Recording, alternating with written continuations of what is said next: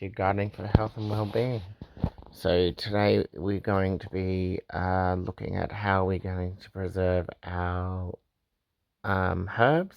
So the first one that we're going to look at is the lemon balm, and I'm going to make it into a um, like a tea. So I need to dehydrate it. So I'm actually going to put it into my 5 trays.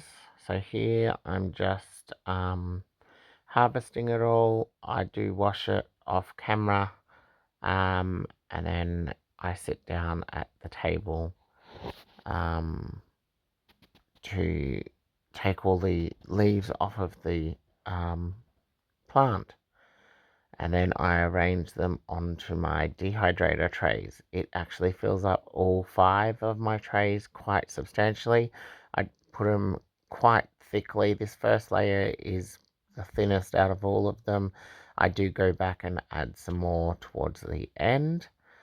But yeah, it filled up 5 trays really nicely. A fairly decent thick layer in each tray, and I'll be using this to help with my depression and anxiety and whatnot, because the properties in lemon balm tea helps control your nervous system a little bit better, and hopefully that will, yeah, just in general keep me in better health and mind.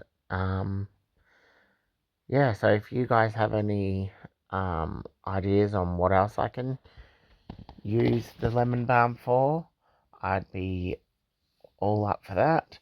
Eventually, I'm thinking of making my own soaps, and that's going to be with like the rendered lard and things like that. And I'm thinking I might try and fuse some lemon balm scent into the soap somehow. I'm not exactly sure how to go about that. That's something that I will have to look into further. But that is something that I'm pretty sure I will be doing with the lemon balm. Also, I want to try and grow more calendula for that exact same reason, to go in my soaps and stuff. But that's probably a couple of years away yet. Next, we're harvesting some chives. This is the second harvest of these chives. I dehydrated them, and all of the ones that I dehydrated last time are almost gone. I've been using them in pancakes and like herb bread, um, just all sorts of savory type dishes that just needed that little bit of an onion sort of a flavor. Um, yeah, these chives were really good. So I'm going to do that again. And I got a full basket there. And this time, because my dehydrator has the lemon balm in, I thought I might just air dry it. So I'm spreading it quite thin on the um, air mesh hanger thing. I don't know what you actually call that. And we'll see what happens there. And then I'll blitz that up into um, the chive powder that I can put into different cooking and whatnot. Here I'm chopping down a lot of the red basil, as it is just growing so crazily, especially down in this bed where the kale is, and it was crowding the kale out a little bit.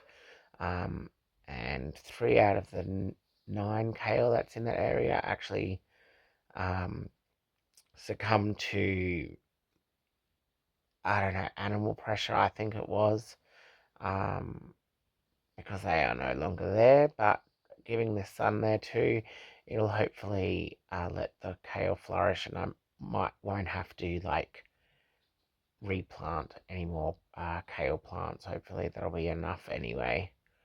Um, with this basil, I will be dehydrating some.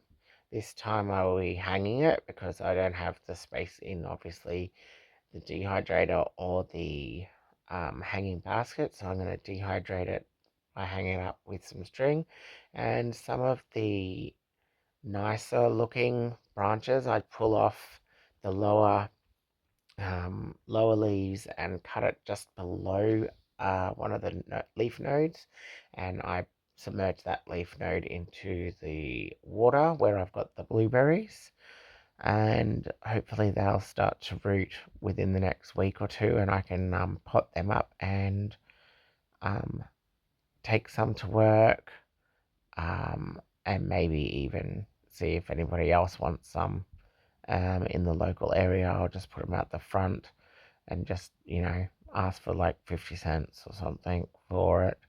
Um, but yeah, that's my three different ways that I have preserved my herbs. If you have any other ideas on how else I can dehydrate or use them, I have also made what's it called?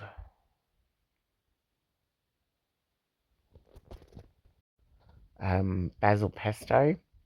Um, and I just did it simply with a bit of lemon, basil oil, and a tiny little bit of salt in there. I don't have any pine nuts, so I didn't put that into the pesto, but it still worked out, and I froze that. Thanks for watching. Bye.